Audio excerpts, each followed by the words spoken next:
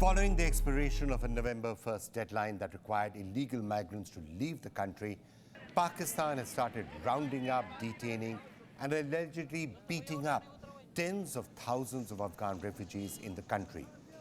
Brushing off global concerns and calls to reconsider the decision, Pakistan's current caretaker government is adamant. After struggling to rein in the Pakistani Taliban outfits operating within its country, Islamabad wants to make a statement here. They want to say, look, we are serious about our nation's security, and they have issues with the Taliban government in Afghanistan, the same Taliban that Pakistan has propped up to reclaim the country from what was once called the Northern Alliance and use it for its own strategic purposes. I might add, many of those terror groups that Pakistan is complaining about right now are also the same terror groups that Pakistan propped up to use against India.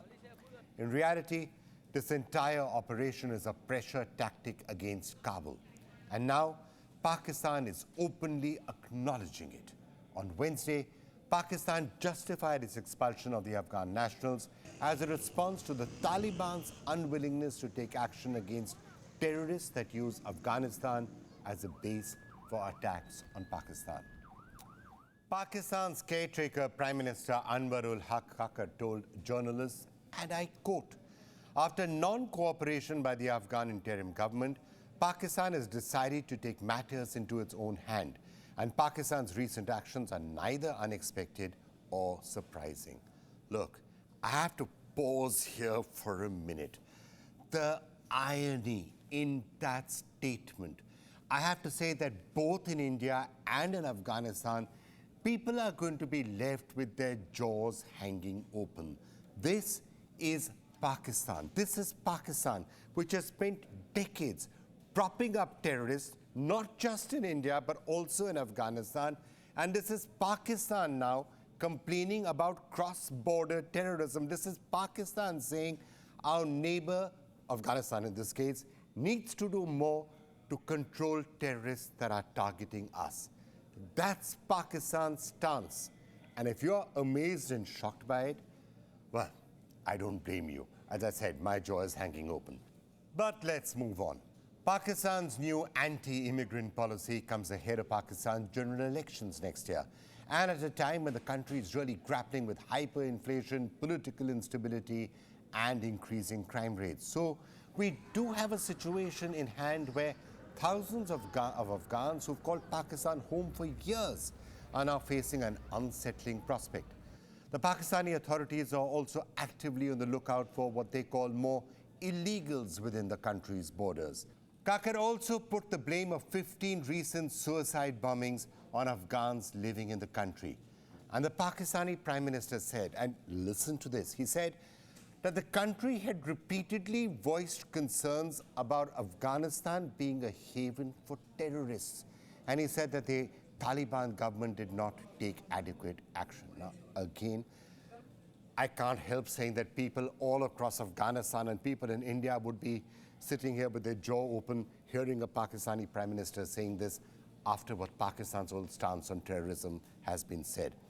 But I'm going to move on once again. Kakar did not hold back while pointing fingers at the Taliban, who have, of course, traditionally been viewed as Pakistan's allies because Pakistan propped them up for decades.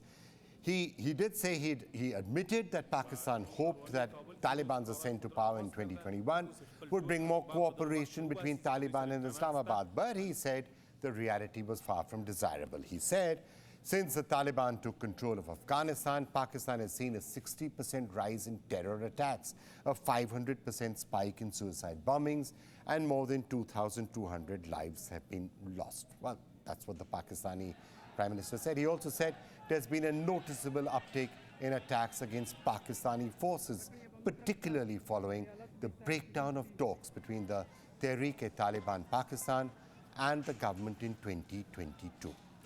Now, you may express a lot of sympathy with what the Pakistani Prime Minister said, but again, as I'm saying, people all across Afghanistan and India and other parts of the country will say, quite frankly, Mr. Kakar, you've only got yourself to blame. You were the people who created all of this, and now it's sad that you're paying the price, but you are paying the price. And in a sense, you're now asking innocent Afghan refugees to pay the price for all of this. Because let's face it, who are the real victims in all of this? The victims are the millions of innocent Afghan refugees who were either born in Pakistan or who fled to the country decades ago. Today, their lives are overshadowed by fear and uncertainty. At the border crossings, as Afghan refugees line up to be sent back, they share their heartbreaking stories. They are worried. They're going back to Taliban-ruled Afghanistan. It means risking their lives, their well-being. Afghan nationals leave Pakistan through two primary border crossings, Torkham and Chaman. Once they cross that border or are forced to cross the border, the Taliban has established camps where people stay before being relocated to their places of origin in Afghanistan. However, these camps offer limited access to drinking water. They lack heating sources, they lack lighting, proper shelter and toilets. This means there's open defecation and poor hygiene. There's not enough food, not enough to drink. UN agencies and aid groups are working to set up facilities here. But as a result of the hardships that Afghans are facing, criticism against the Pakistani government is mounting. In their zeal to make their so-called point, Pakistan seems to have disregarded the suffering of these people. And the question that arises, is it right to hold thousands accountable for the wrongs of a select few, and especially when those select few are your own creation? And for more on this, we're now being joined by Mr. Tariq Farhadi, who's a former Afghan government advisor and a senior regional analyst. Mr. Farhadi, thank you so much for joining us. These are really disturbing pictures that we are seeing from the border of Afghanistan to Pakistan. We've seen what Pakistan is saying, which is, for a lot of analysts, it's somewhat bizarre to see Pakistan blaming other countries now for problems with terrorism, seeing as its own history. But let's set that aside. What are you making of what seems to be a humanitarian crisis that is emerging? Well, frankly, it's a major disappointment. As you know, Afghanistan has almost 10 million of its citizens abroad as a result of 40 years of war and instability. And we have about 5 million Afghans in Iran and 3.5 million Afghans in Pakistan, and perhaps another 1.5 million in the rest of the world. That's a quarter of the population of Afghanistan. But in Pakistan, over the 40 years, Afghans have become part of the fabric of society, the economy where they live, be it in Karachi, be it in Peshawar. And this decision during the winter to push back 1.7 million Afghans in Afghanistan, where it's impossible to receive this many people during the winter and give them shelter, seems to be a malicious decision. Obviously, I think Pakistan's army has decided to do this, as the caretaker government is merely opening the carpet for the army where it wants to walk and rolling the carpet. So why is this decision taken? Well, I think one of the things that is making this entire humanitarian crisis, at a time when the world is already dealing with things like Gaza, so particularly acute, is because, let's face it, the Taliban have been creations of Pakistan over the last 20, 25 years. And a lot of these groups that Pakistan is now blaming are also creations of Pakistan. Yes, I mean, the Taliban also acknowledge that in the last 20 years, their base was in Pakistan. So Pakistan is complaining about TTP, but TTP also is a creation of Pakistan itself. It didn't come about in Afghanistan.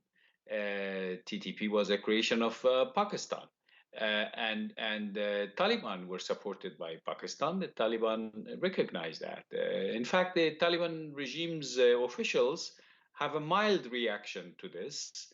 They have just said that Pakistan's security problems are the responsibility of Pakistan itself. But the bad will that this creates with the population of Afghanistan. As this crisis is unfolding, because it's the beginning of it, if the army doesn't change its decision, it is still time to change this decision. The badwill that it represents for Pakistan with the international investors, because frankly, let's say it clearly, it's a man-made humanitarian disaster that this decision is creating in Afghanistan. You see the images of children, women without shelter in the winter.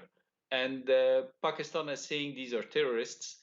1.7 million people cannot be terrorists. These were people who were working. They have businesses in Pakistan, and also Pakistan has prevented them from repatriating their assets. They have just prevented to a cap amount of $250. Even if somebody had a larger business, they would have to leave their assets behind. So there is mischievousness in this decision that will not go well with the partners of Pakistan internationally. And if Pakistan wants to have good relations with Central Asia, it's only through Afghanistan that that can be achieved. If Afghanistan is not happy with Pakistan, I think the land route to Central Asia for Pakistan will not be secure. All right, Mr. Farhadi, thank you so much for joining us with that.